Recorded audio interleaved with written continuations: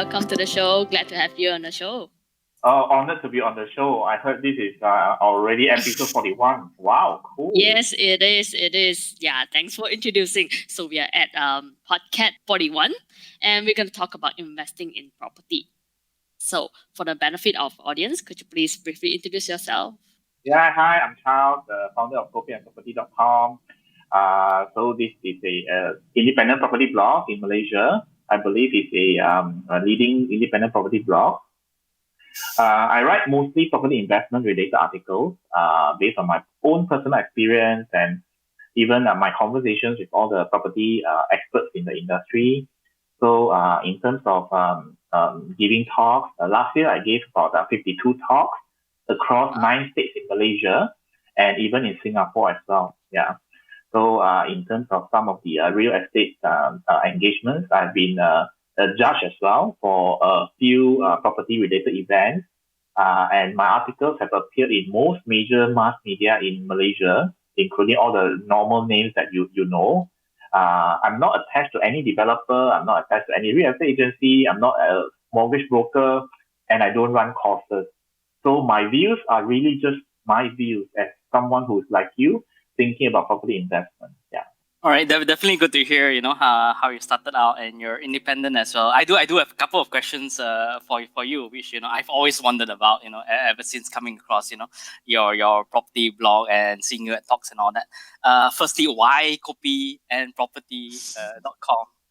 So this is a question that everyone loves to ask me. So why Kopi and Property? So about 7 years ago, I had a medical operation. And after that, I needed to rest in the hospital bed for a couple of days. Nothing to do. So I thought, why not start a blog? So in my mind, it was very simple. If I write just on property, maybe, the audience is very small.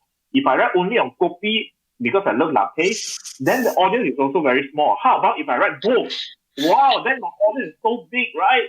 So I wrote both. Kopiandproperty.com. Fine. So I wrote Kopi articles. Where are the good lattes? By the way, all the Kopi articles are still there. Yeah? This is Kopi and Property. Then after 1 month, I realized nobody likes to read my Kopi articles, right? So not many people reading it, but the property one, quite a lot of people reading it. So since the name has already started and I have like 1,000 overviews in 1 month, I thought, wow, 1,000 overviews is so much, right? So I continue Kopiandproperty.com and it has stuck there since then. Yeah. From the 1,000 view now, I have about 37,500 views every month. And it has been continuous. So on a daily basis, I write, on average, I have about 1 article plus a little bit per day average. Thanks for sharing on how the name came about. And yeah, it definitely catchy to me as well. Because I'm a coffee drinker as well, and it's always good to see the consistency of the articles coming out as well. How would you actually describe investing in property to someone new? Okay. To someone new, I think I need to share a couple of stories with you. Probably I share 3 stories. Right? The first question that always people have in their mind is, renting is cheaper than buying. What do both of you think? Is renting cheaper than buying? All right. I think it really depends on the market condition and all that. Yes, yeah. Very true. Yeah. So if you look at the market condition, probably a couple of years back and even now, it's quite true. Renting is really cheaper than buying. Very good example. A 600,000 condo, for example, your mortgage repayment probably would be close to 3,000, but your rental is likely to be around 2,000, right? So renting is really cheaper than buying. And it's already confirmed that the rental that we pay to the landlord today, if you are renting, the landlord take the payment, actually is not enough for his monthly mortgage, right? But of course, the landlord has no choice but to rent to us because there's so much competition, so many landlords with units they bought during the boom period, if you remember, 2009 to 2012, those boom period where, everyone went in and they don't want to miss the boat. Yeah, so in the end, now they are all in the same boat, right? What happened is that as long as we are renting and the savings, remember just now that we were talking about the savings from the renting, we are investing the savings, yeah, please continue renting. The only issue with people renting cheaper is that saving, they go and spend it. So if they go and It makes spend more it, sense to just buy, right, in that scenario. Okay. yeah. So if you spend that amount and you still say renting is cheaper, then that is no longer true lah. Because the money saved, actually you are not multiplying it. You're actually just spending it, right? And most of the time, that is what is really happening, right? And it comes to the next story, which is people ask me, should I diversify into property investment? I don't have a property right now. Property investment is compulsory. So if you were to ask me, is it compulsory for everyone? Actually, it's not compulsory for everyone, right? If you are super rich, it's not compulsory. You can rent all you want, right? For rich people, they can rent a whole island, right? They can buy an island or they can build a mansion, whatever. So for the majority of the working people, working Malaysians, one day we will retire, one day, right? At that time, if we have a huge passive income, fine, rent is fine. But when we retire and we have no income, then imagine paying rental for the next 25 years. Why do I say 25 years? Is because when we retire, say it's 55, right? Usually we will live to 80. So it's another 25 more years to go. Very simple calculation, right? Imagine the rental does not go up. So it's still 1,000 ringgit when you retire. Times 12 months, times 25 years, that's 300,000. Yeah. So think about it. This is the reason why it's compulsory. And I would like to tell you about a story when I was still studying in the UK. So there was this winter time, and I was speaking to my housemate, British, and I asked him, hey, how come recently I hear more ambulance sirens? He said, oh yeah, it's now winter. So a lot of the homeless people who doesn't have a home, they are staying on the streets or staying under the bridge. They actually would die because of a cold, or they fall sick, and that's why the ambulance go and pick them up. Actually, it's a very sad. Yeah, that's true. Yeah, it's a very, very sad story, ladies and gentlemen, because this is not just in the UK. This happens in any country with winter and in most advanced countries as well. And of course, Malaysia, we have summer all year long, so we don't have winter. But just think about it. It's either you spend a little bit to pay the mortgage, or you get ready 300,000 just to pay for rental, and assuming the rental does not change. Yeah. And in terms of the next story that I would like to share, which is the final story, would be the property investment return on investment. So there's a misconception that property investment, every year the property price goes up by 5%, so my return is 5%. That is totally untrue, because if you are investing in any other medium, like for example stock, like for example unit trust, then if you invest 10,000, right, into the stock, it went up by 5%, your return is 5%. That's very, very true. But for property, when you invest 10,000, usually it's a 10% down payment for 100,000 home, right? So when the price goes up by 5%, that is already 5,000 ringgit. Yeah. So that is a super duper difference between the normal investment and the property investment. Yeah. And this is the reason why, like I said, a couple of things that someone new must understand is that first, renting is cheaper than buying if you actually use that savings to invest, right? How do you invest? Please read my personal finance Facebook, lots of articles, right? Secondly, property investment is not some form of diversification. Property investment is compulsory, right? Unless you intend to keep paying rental, then that is fine. Third, do not look at property price increase as the return. It is not, because it's usually return on investment means how much you invest. It's not based on the property price itself. Yeah. So these three stories that I normally would love to share with someone new into the property investment. Those are definitely good stories to share, and I'm sure it triggers some other questions along the way as well. Thanks, Charles. Those three were definitely very interesting in stories. But I was just curious about your own experience when it come to investing in property. Okay. My own experience. Actually, my first property was an apartment. It was a 730 square feet apartment. Why did I buy my first property? So there was this one time when I wanted to get married, right? So I went to my at that time still not father-in-law, right? So the nearly father-in-law Future father-in-law. Okay. future father-in-law, right? So I told him that we are getting married. So my father-in-law looked at me and said, "So where are you staying?" I said, "Oh, we currently I'm renting a room, but once we get married, we will rent a house." Wow, so happy. He looked at me and said, "It's best to buy a property." He did not smile. He did not show his anger, but I realized that I better buy a property, right? Sounds quite serious as well, doesn't it? Yeah, so we came back. My wife and I started looking around, and in the end, we bought our first property, which is a 730 square feet apartment in Penang. Yeah, that was the first time we bought property, and that was the first time that we realized, we actually can afford to buy a property, and we are not going to go bankrupt or anything, right? Yeah. But after we bought the property, then we realized, every month, we really needed to make sure we have the money to pay the mortgage. So I guess that is a very, very good experience and very good to build up your discipline in saving money.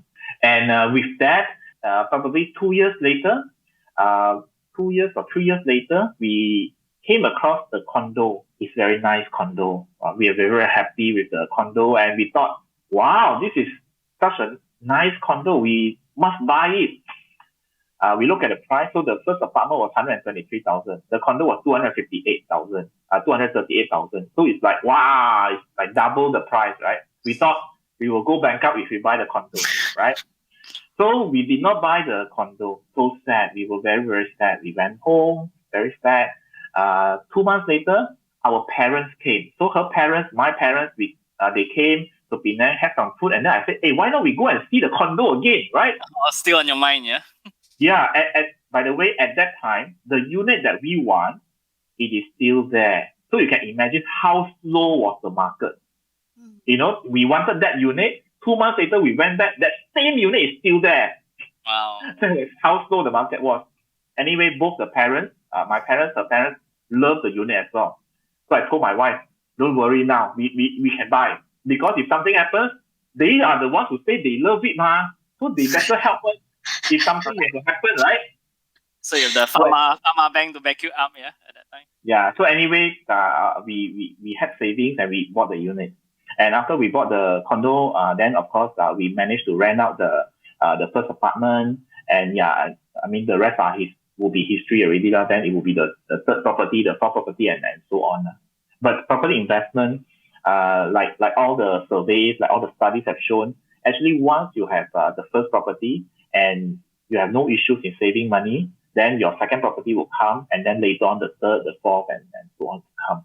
So this is something good about property investment. And if you look at historically, right? Historically, so over the last say 30 years, 40 years, actually property prices have only been going up. It has never been, 40 years before it was 80,000. Today it's still 80,000. Hasn't happened before, right? So all those places that we know today, like for example Sunway, right? Wow, Sunway. Actually, the first batch of Sunway landed properties was below 100,000. Everyone below 100,000, right? Don't you wish? I should have bought 100,000 at that time.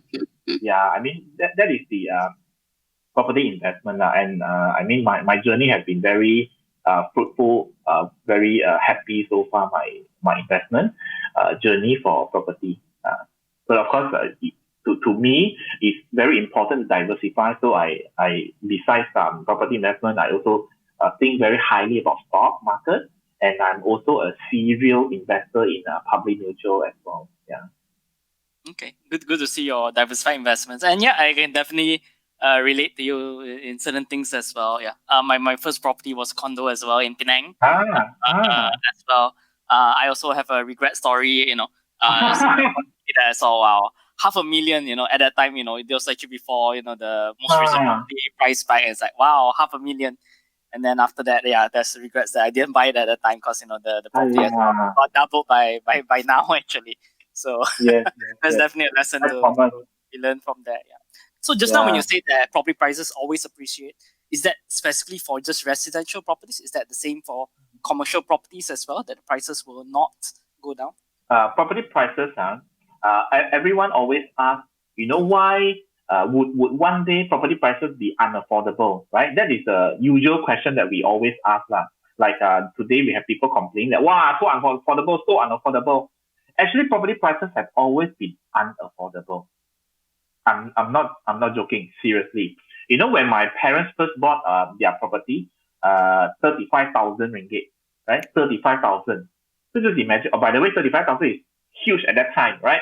My mother's salary is a couple of hundred, and my father, it still cannot reach 1,000, right? So at that time, it was super huge. And it's a super huge house. It's a semi-detached, 3,000 over square feet house, right? 35,000. At that time, they told me that they struggle like crazy to afford that house. Because at that time, even the banks don't lend you so easily. So you better have lots of down payment to buy the house. Otherwise, you just can't get it. There's no bank loans to help you, right? And then we come to my time, right? My wife and me. Even 123,000, we think, so cheap, right? Actually, no. When you think back, right? At that time, her salary and my salary, then every month we have to pay the maintenance fee, have to pay the the car loan, the apartment. Wow, actually it's not affordable. Then we can't travel here. We have to skip a lot of expenses, right? And then today, people say, it's unaffordable, it's unaffordable. First half this year, first half, we have MCO, right? Remember? We have COVID-19, we have MCO, we have pandemic, we have everything, everything closed, right? Yeah, first what a half, 2020, yeah. 75,000 transactions for residential property. First half, everyone. And you were saying what? Unaffordable, right? Then this 75,000, who are they, right? You think about it, who are they? And then the more surprising thing is everyone said, wow, it's hard to get a loan, it's hard to get a loan. These 75,000 people bought a house, got a loan. Simple. Understand or not? There's no such thing as, unaffordable or affordable. And then we come to the property price. Why do property price keep going up? Very simple. Because of inflation. When you do the same job every year, right? Even if you are an admin, right? You do the same job every year. Do you get paid ever higher every year? Surely you will have 5% increment, or 6% increment. You jump to another company, you get a 10% increment, right? Yep, that's very normal. Yeah, when you get paid higher, you can afford to pay a little bit higher for the property. And that's why that particular person can sell his property at a price which is higher than the price he bought many years back. The property price has just gone up. This same reception would get married, husband also another admin, and add up together, they can buy a bigger house. And guess what? They pay slightly higher for this bigger house. And that's how prices keep going up. Because people can afford it. That's why it goes up. Yeah. And about the unaffordability, right? So will property prices be unaffordable one day? Think about it. If property prices were unaffordable, that means the developers all close shop. Because it's unaffordable. Why build? Right? When developers close shop, the construction companies all close shop because there's no need for construction people. It cannot get unaffordable. It will always be affordable. The only change is today, Steve, you bought a property of 1,000 square feet for 500,000, right? Few years down the road, if you can only afford 500,000, what happens to the size of 1,000 square feet? It goes down to 700 square feet. Still 500,000, yeah? But 700 square feet, right? Or today you bought somewhere in KL city center for 500,000, 1,000 square feet, right? Few years down the road, what happens? In the KL city center, you cannot buy 500,000 already. But you can buy, let's say, in Kampong for 500,000, right? Few more years later, Kepong, you cannot buy 500,000 already. Then it might be Sungai Buloh. You get my meaning? Yeah, this is how property price continue to change. So the question that everyone has is that, will all these far away places increase in price? That is not the right question, because the right question is, will the city center increase in price? It will never happen where Rawang increase in price, then Sungai Buloh increase in price, then Kepong increase in price, then only KLCC. Doesn't happen that way, unfortunately. It's always KLCC increase in price, then Kepong follow, then Sungai Buloh comes, and then Rawang comes. It's as simple as that, right? In all advanced countries, Melbourne, Sydney, Singapore is always from the CBD, then move up. Yeah, at first 500,000, right? 1,000 square feet, right? Then become 500,000, 700 square feet, right? Then become far further away, 700, 500,000, right? So on and so forth. Yeah, I think that's so true. Yeah, it always definitely starts from the central business district and then expands outwards. I think we're already seeing that, units just to maintain affordability are getting smaller. There are more developments, more, towards the outskirts as well. I'm curious as well, like for Catherine, being a Gen Z as well, what's your viewpoint on all this? Yeah, or millennials? Yeah. Are you talking about whether to invest in property, or at our age? Yeah, whether we invest in property or is property becoming increasingly unaffordable? From a millennial viewpoint. I guess it's what I see people around me is almost 50-50. Like 50% of these people, they think like property is a must. I must buy it, and then they buy based on what they want instead of how much they can afford. This group is the group that I always worry about as a financial planner point of view. I always think, is this the right thing you're doing? As for myself, I don't think property is something that I know a lot about. I know it is important, but as compared to the other investment that I know, I know more about them. But property, there are just too many things to know about, to understand, to what about this developer, what about this area, what about this price. There are just too many things to touch about. That which is why, to me, I tend to let it set aside. I rather invest on companies that are in property industry instead of the real property itself. As long as I still have a place to stay, I'm the other 50% instead of the 50% who just buy what they want. The main area, the bigger it is, the better it is. I've really heard a lot of people around me that has this kind of mentality. Yeah. Right. Thanks for sharing that, Kat. Yeah. Charles, do you have any advice, for millennials, Gen Z, people like Kat as well? Yeah, actually for Catherine, she has no issues because she's actually investing, right? The more important thing is whether you invest or you do not invest, right? It's not whether you buy a property or not, because if you invest and your returns are good enough, actually later on you can still buy a property. In fact, the thought about dream home, just now Catherine was saying about the friends buying the place that they want, right? It's a dream home concept. Dream home concept, skip aside. There's no such thing as dream home. You see, when I was younger, me and my wife, that first property, that was our dream home. Seriously, we went to view probably 40 units, right? And that is the unit we love because it has a kitchen, it has a living room which is big. The rooms are smaller, but we are fine. We love a bigger living room. It has a good balcony, right? That's our dream home. Guess what? 3 years later, we saw a condo. This dream home throw away. We want the new dream home, right? Yeah, and so on and so forth. There's no such thing as dream home, right? So Catherine has mentioned a very important point. If you intend to skip property for now, fine. But you must remember to invest your money now, right? If today you only spend all your money, I think better invest in property lah. At least it forces you to put the money aside.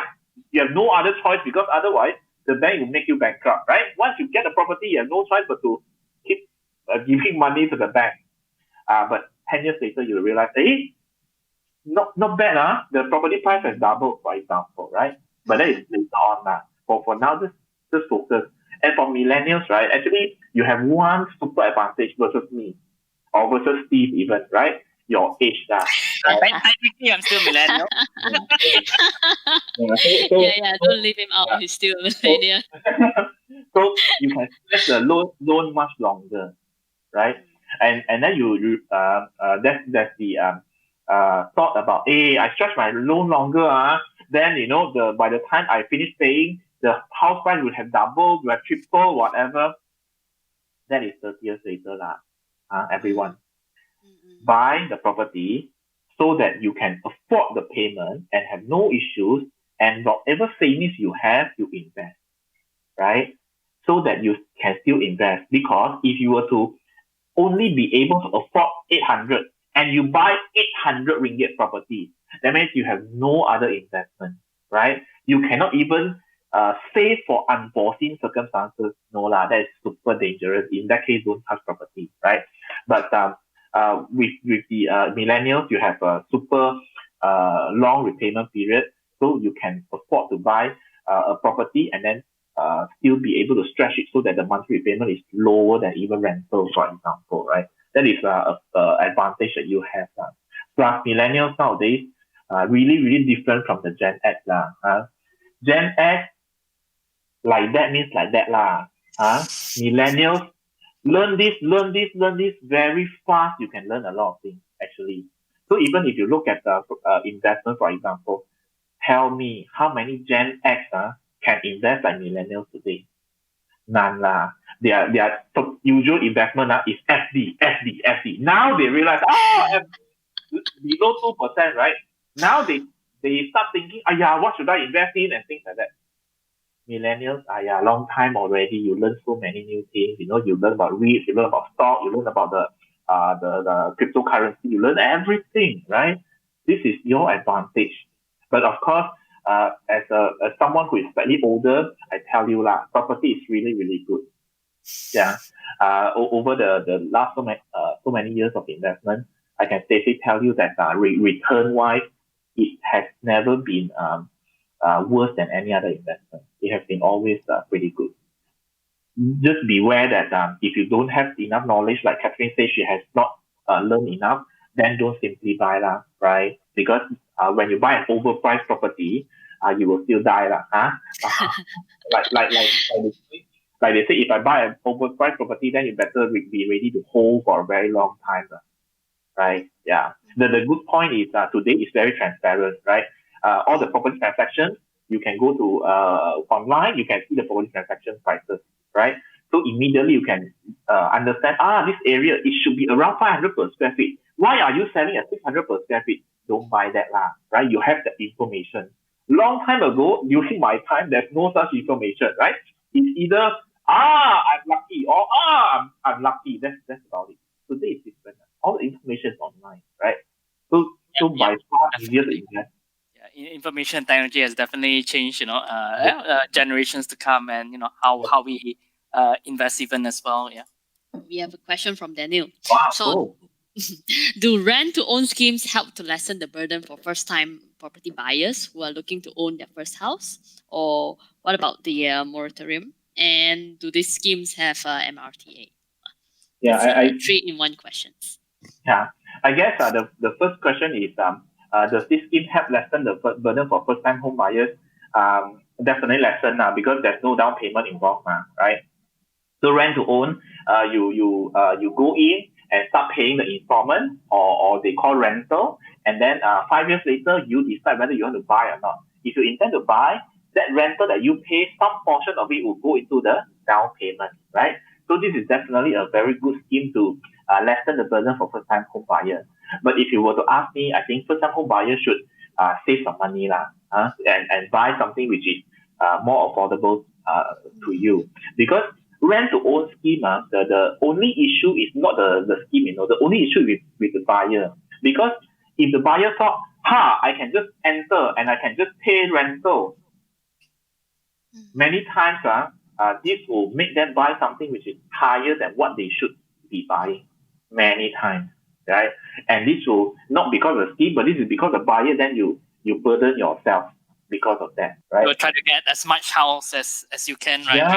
Yeah, definitely. Yes, definitely. So So you thought, I can afford this. Actually, you cannot afford. You don't even have the down payment. It's just that they don't need down payment. They allow you to go in. That's about it, right? This is a downside of the buyer, not the scheme. So the scheme is a very good one. So it helps the first-time home buyer, right? The moratorium, of course, the moratorium is ending end of this month. So for those people who have to pay, they will have to start repaying very soon. And there's just 4 days, from today when Yeah, you're this live. Yes. So I actually wrote an article as well. So if you have a need to extend, right, and you really face financial difficulty, talk to your bank, right. Generally, if I'm the bank, I won't want to make you bankrupt, If I know that you are out of job, you just need a few more months extension, I will extend for you. Seriously. You know why? You see, if your repayment is 2,000, right? I extend for you for 3 months, right? What is my cost? 6,000, correct? Am I right? I extend another 3 months, 6,000, 2,000, 6,000, right? Let's say I take back the property from you. So I make you bankrupt, I take back the property from you. And I sell the property in the market under auction. You think my loss is more than 6,000 or less than 6,000? More than 6,000. Because the current market, the property price that you can sell is actually below market price in an auction. Yeah. And that's the reason why I think I better let you extend, because there is 6,000. If I take back and I sell 500,000, I may sell at 450,000. That's 50,000. Yeah. Understand Makes that. sense, definitely, from a business bank as a business point of view. Yeah. Yes. That's the reason why you look at all the banks, right? They are doing their very best to tell the homeowner, come, talk to me, right? Bank Rakyat is open 7 days a week. CIMB is like what? Last 2 weeks every day, right? Maybank also the same. Bank, these are what? M-Bank also the same.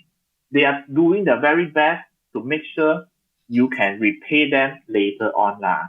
If you really have problems. If you don't have them, you better start repaying, right?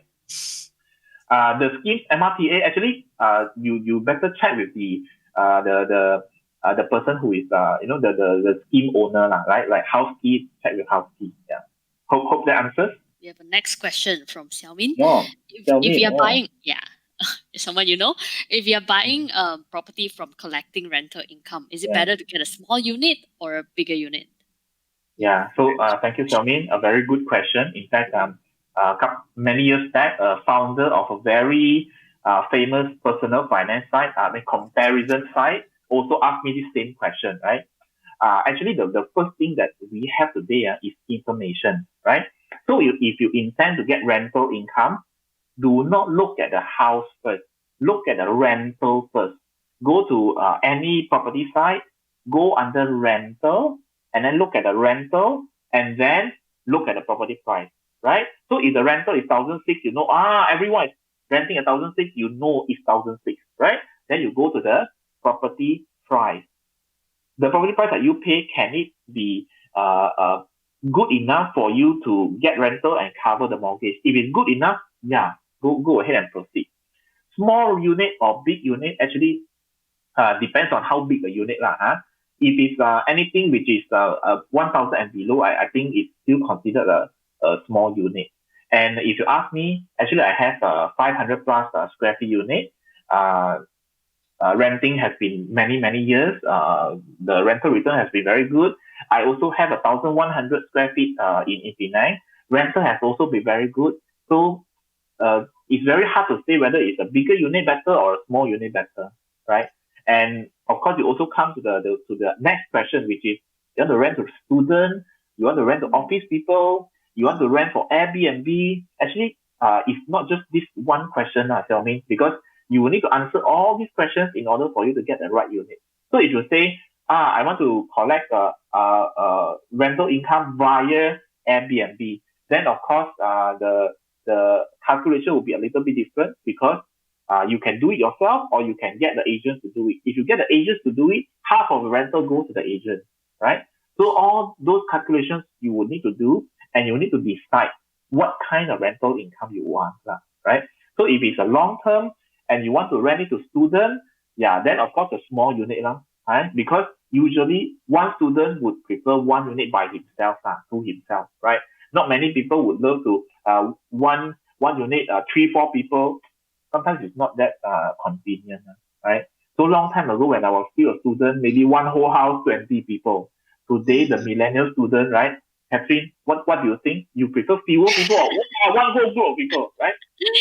Well, I mean, back were my days when I was still in college. I used to stay in a property that they have partition of 10 rooms in one double story like terrace house, which is very common in like the prime area like Subang and something. Yeah, I guess it's still common right now. Or I guess like the more fortunate kids nowadays are staying in probably like 3 rooms, or they get one room for themselves, or like with their attached bathroom and all this. Yes. So again, this is a question that you would have to answer, right? So do you want office people or do you want a family, for example? All these questions you will need to answer before you are able to just get an answer to, should I buy a small unit or a bigger unit? Like I mentioned, I have both small and big. So far have been okay so far. Of course, it's back to like location is a more important point at this. Correct. And the location again depends on your answer, right? You said, look, I want student, then definitely a university nearby, right? Walking distance, right? If you say I would like working people, then office buildings nearby near MRT near LRT those kind of stuff would need. I mean, if it's to student, walking distance the LRT MRT doesn't really work that well If it's working professional, still can LRT MRT. But talking about this, there are also a lot of property agents that are using the potential rental income to entice people to invest on those properties. What do you think of those? Yeah, so potential rental income, like the name mentioned, is potential rental income, right? Like I mentioned, when you want to buy any rental income kind of property, look at rental first. Seriously, not look at the property price first. Look at the rental income first, right? Go to the site, click the rental. There's a rental button. There's a buy. There's a rent, right? Click on the rent first. Then you look at all the property that you love, that location you love, the rental, 1,006, okay, fine. Now you love this, and then go back to the price, and you find one which can meet the 1,006, buy that one. But if it comes to like new property that's a new build up, there's so much uncertainties, right? You wouldn't know, even though like the same area can be renting at the 1,000, but the next building, like you wouldn't know like what kind of building when it come out. There's just too many uncertainties. Yes, definitely. That's why if you ask me, I want rental income, secondary market would be a much more stable and safer choice. What you see is what you get. What rental is in the area is what the rental you will get in the area. Okay. Talking about this, could you please share with us 3 tips on investing in property? 3 tips. Actually, there's a lot of tips, but if we have to pick 3. Probably the first tip is don't wait for the best time to buy right? People always ask when is the best time to buy? Is now the best time to buy? By the way, there's no such best time to buy, because the best time to buy for my parents, for example, was when they bought a property long time ago, right? The best time to buy for me was probably 15 years ago. So the best time for someone 20 years later to buy probably is today, right? The only issue is do not overstretch, right? And do not be greedy, because otherwise that might be the end of the road, because this is a few 100,000 decision that we are making, right? And tip number 2, actually, if you love any primary spot, right? A certain area you love, you can buy surrounding the area. Doesn't need to be the primary spot, right? So surrounding is fine, right? Third thing is something which Catherine mentioned, right? You need to understand first before you buy. Understanding what you need and not what your friend says, right? And property investment is really an investment. It's not speculation, right? A very good example was a friend who bought a property in an area which he does not like, right? I don't want to mention area later the developer in their area, angry with me. So he bought that property, right, in that area, which is quite far from KL City Center. He was renting a unit in KL City Center, renting a unit, right? And he bought a unit far away from KL City Center. Completed, give key. And then he could not rent it out because the whole block, everybody wanted to rent out. Whole block. Everybody had the same thought. Buy, rent out, buy, rent out. Everybody, the whole development. Then I asked him, then why not you just stop renting your unit in KL City Center and then move there, right? It's a little bit far away, but you save rental, right? He said he doesn't like the area. Then why did you buy? Because the salesperson told me this area sure go up, got potential lah, got what lah. Actually, if you buy a unit, then you can accept, right? A unit you can accept. Then at least if anything goes bad, stop renting and you go and stay at that place lah. It's fine, right? Regardless of what happens. Yeah. So that is the 3 tips that I hope is good enough for everyone. Thanks for sharing those 3 tips. Definitely, especially like the last one as well about having a backup as well. We also ran some questions on some of our Facebook groups as well, and this was actually one of the top questions that was asked. When will the property bottom? Okay, this is a very, very good question. The bottom, now I give you the answer. The bottom for my parents, right, was when they bought the semi-D in Ipoh for 85,000. That was the bottom for them.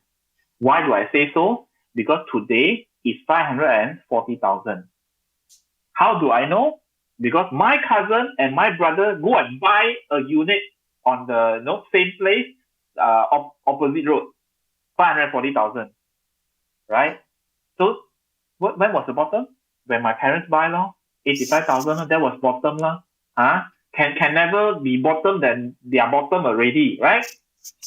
What about the bottom for me, right? Bottom for me was probably 15 years back, right?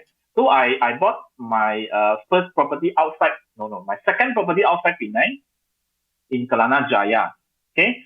1053 square feet condo, 183,000.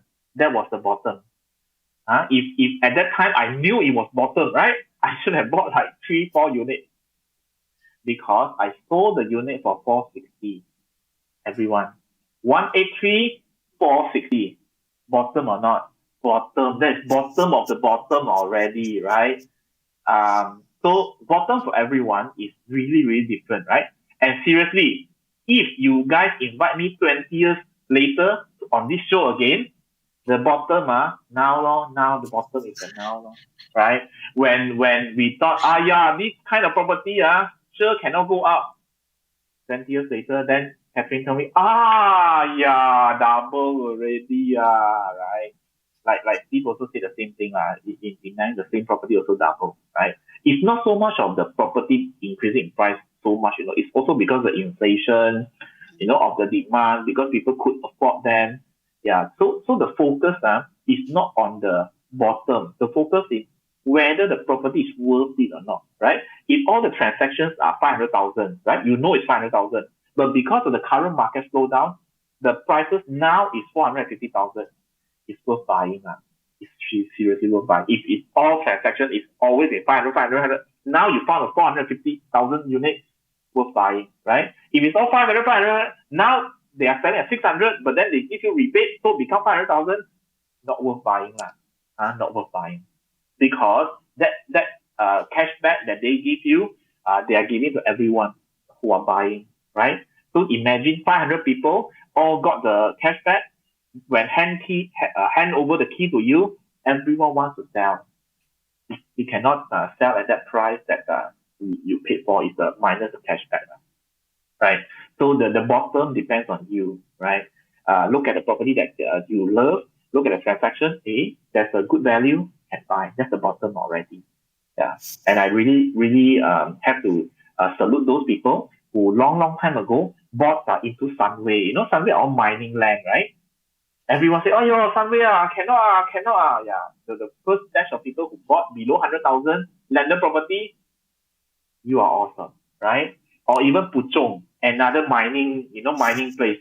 Those people who bought the landed in Puchong long time ago, the city center one, I salute you. That's the bottom for you already. And what about these are one Utama, right? The area where it's all hill, red ground.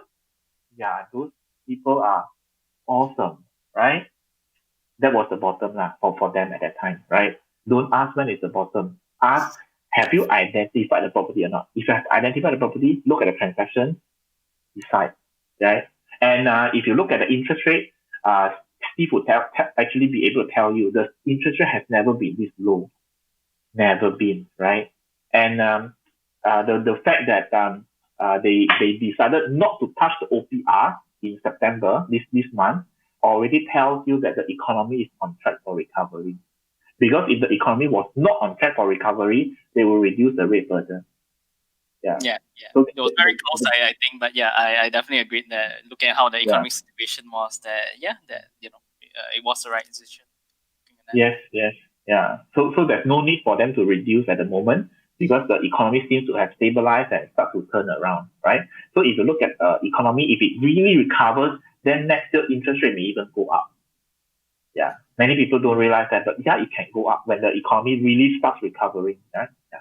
There's also another very popular question from our audience, which is knowing that you are also a licensed auctioneer. So the question is, how do you invest in auction property? Yeah, this is a very interesting question. But this question, not everyone can invest in auction property. I'm serious, right? Like Catherine, if you want to invest in auction property, what you need to have is the full price of the property first, right? The reason is very simple. If you cannot get a loan for the auction property that you just won in the bidding, you have to pay cash to buy the property. Otherwise, you lose your 5% or your 10% deposit. Very sad story. This is not like buying from a developer where you pay the deposit and then your loan got rejected, they give you back a deposit, right? Or even from the owner, if your bank loan got rejected, they will return you the money. In the auction market, if you are the winner, you better get ready the money for the auction property. Otherwise, you lose your deposit. Is there a high risk that your auction property you won't be able to get a loan? Yeah, so actually there is not such a high risk. Most of the time, the bank loan for the auction property is the same as the normal property, as the same as the primary property, right? It's the same, but there's that risk, There's that risk. Then how do you find all these auction property? Actually, very simple. Just go Google, type auction properties in Malaysia, right? There's a couple of websites where they list down month by month which bank is having the auction property, what is the property, what are the prices, and things like that. Yeah, so it's all available online and so on today. Are there any other tips for someone totally new to auction property? Say they do have the funds, could pay cash if they decide yes. they've never bought auction property.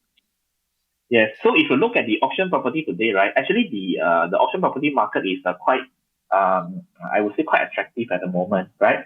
The reason is because if you look at the auction, let's say last year, June, for example, right? June to December period, right? Whenever there's a property auction, for one particular bank, I always attend that particular bank's auction. So one particular bank, usually they have about 70, 80 properties for auction at one event, right? And usually they will rent a hotel in KL City Center, and usually the food, the coffee, the cookies, all will be finished before the event starts. Because there's so many people there, right? Buy or not is another matter. So many people there at the auction, right? Then towards the end of the year, last year, right? Same bank, same venue, same coffee, same cookie, cannot finish. Even after the event ends, you can still get coffee and you can still get cookies. So you just imagine, all the auctioneers are there, all the admins are there, all the bank people are there. There's no people bidding. Not many people are bidding, right? Because auction market, is not considered the most attractive market when you compare to primary or the secondary. Yeah. So right now, it is very good opportunity.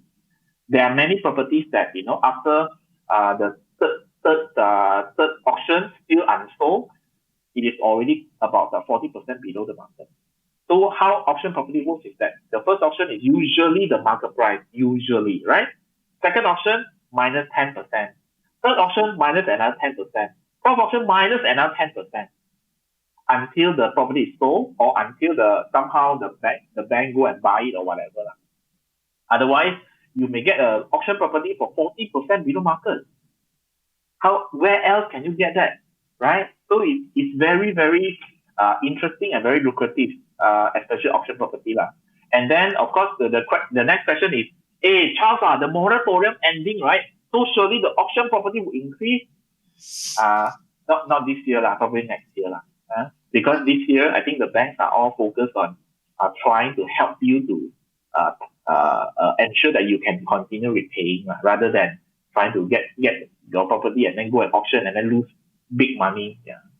Yeah, there's so much value, like you mentioned, Charles, in auction property. I like your gauge as well, your Kopi and Cookies gauge to see how much demand there is on the property as well.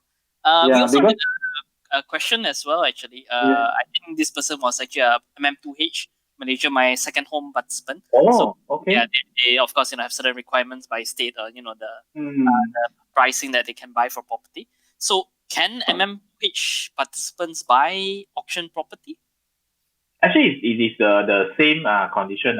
So if the limit is 1 million, then the limit is still 1 million, regardless of whether it's auction property or the new property or secondary property. Depends on the limit, the same limit of the property price, the same limit of the property type, same. There's no difference.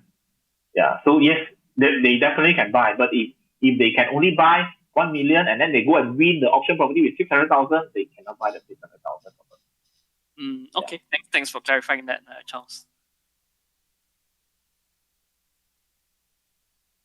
Steve, do we have any more questions? I think we have one more. Where Charles may have mentioned a little bit about that, but maybe you can share a little bit more insights on what action should investors take with the loan moratorium ending. Okay. Yeah, I guess this one go back to basics lah. Moratoriums ending. Of course, the first question people want to ask me is that will moratorium ending crash the property market? Actually, it won't crash the market lah. Probably a lot of all these people who have been using their mortgage to invest in stock, they will start selling some stocks, or they will stop investing in the stock market, right? But they would start to repay lah for that. So what we need to do is number one is to get back to the basics. Remember 6 months before you were paying your monthly mortgage, right? Get ready to start paying the monthly mortgage now. Okay. The money that you need, you really need to get ready the money. Then secondly is to stop all those expenses that you did previously, which is to stop them. And if you have a job, get back to basics now. All those all those expenses not needed, better stop them. And this one is very, very important. If you really lost your job, right? And you really not ready to pay the mortgage, contact a bank soon as possible, and start discussing about the potential extension, right? So like even the PM has mentioned, the moratorium can be extended, but it depends on the bank until end of the year, right? So this is something which you need to start understanding. And if you need to start repaying, you better start repaying, because even if you miss just 1 month, there's already a drop in your financial standing, and that's not a good sign if you intend to borrow for your next investment, right? It will take 6 months for it to be cleared lah. Yeah, definitely will affect your credit report. And I really like your point about going back to basics there, Charles. And one more thing that I shared the other day with one whole group of people. So moratorium, they say will crash the market. Actually, if you go back to the fundamental, right, all these people who got a loan in the first place, they actually qualified for the loan in the first place. They did not get the loan because they didn't qualify, and then after the moratorium, all of them die. Actually, before that, they qualified for the loan. Remember, long time ago, they were already saying the banks were so tight, refused to lend money. They got a loan, remember? So they actually have the job. As long as they still have the job, they can actually repay the loan. Yeah. It's just that they have been using the money to do something else for the last 6 months, right? Either buying stuff, either do whatever. But right now, they have to start repaying. And fortunately, when they were approved, they actually could qualify for the loan in the first place.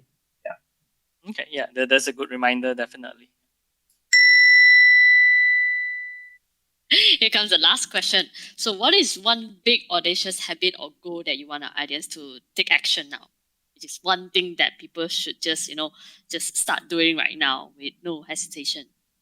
Yeah, I think if you were to ask me, I think make property investment compulsory in your life, right? So if it's a big audacious goal, I think it's very simple. Aim at one property before 30, aim at another property before 40, and aim at another one before 50, right?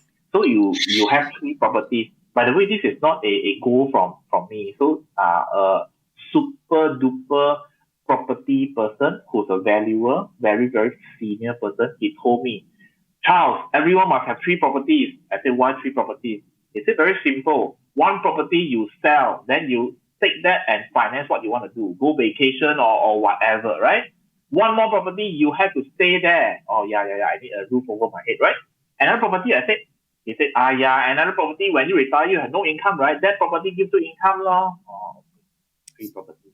That's why 30, 40, and 50. And he's a really, really senior person, right? Yeah. So please trust him. If you don't trust me, you need to trust him, right?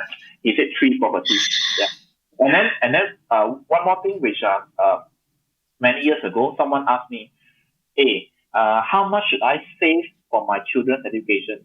Actually, if you look at the cost of education, right, it's increasing every year, right? This is the reason why you just buy a property and then forget about it.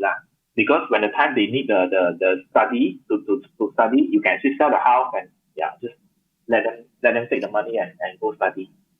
Because the house price actually goes up by the house price percent, right? So even if house price every year goes up by 5%, it is by the house price. 500,000, 3%, 500,000, 3%, 3%, right? Cost of education increases by the living expenses. It is not by the full amount of that, right? So if it's every year you need 100,000, it is 100,000 times 5%. You get my meaning or not? This side would be much faster than this side. Definitely. Yeah, because it is not like you need 500,000, so that's 500,000 times 3. No, it's 100,000 times 3, times 3, times 3. But your house price is 500,000 times 3, times 3, times 3. Yeah. That's true. That's a larger base. So yeah, definitely one of the options to consider for financing your kids' education, your children's education needs. It's such an interesting chat with you, Charles, and also Steve. Unfortunately, we are running out of time. Cool. Right.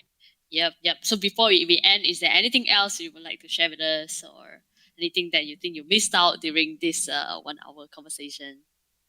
Actually, missed out quite a lot, but I guess it's as long as everyone understands that the property investment might be something you want to look into. Actually, Kopiandproperty.com is always free. You can just go there, click on the category called Basics to Property Investment. All the articles are there, and I don't sell courses, so you don't need to worry. I also don't sell properties because I'm not a real estate agent. So whatever I tell you is because I personally have done it, have experienced it. Therefore, I tell you, and you don't even need to call me for MRTA or MLTA or whatever. Actually, I don't have the license to sell you anyway, right? Yeah, probably for personal finance stuff, talk to Steve or talk to Catherine is better lah. But if you like to read about property investment, read about what has happened then, what has happened now, what will happen later, those kind of things that you can drop by Kopiandproperty.com. Yeah, I really like the consistency of the articles and how it covers a wide variety of topics. So yeah, we will be sharing out the links to everyone as well, and also when it goes out on our social media, on Apple Podcasts, and on Spotify as well. Okay. I thank you everyone for watching. I really enjoy learning from Charles. Like, if there's one thing that I can pick up from this, there are plenty of things. Like, it's definitely true that Charles has all the unbiased opinion, which is the best way that we can learn. And if I were to take away one thing from this conversation, it should be about the end of, it's the end of the loan moratorium now. So we should go back to the basic on if you have to pay, you pay. Knowing that if you just miss 1 month of the repayment, it would definitely affect your financial standing. Yep. So thank you everyone for listening. You could find the show notes and links on our website, mypf.my/podcat. And don't forget to subscribe. And I'll see you next week. Hasta pronto.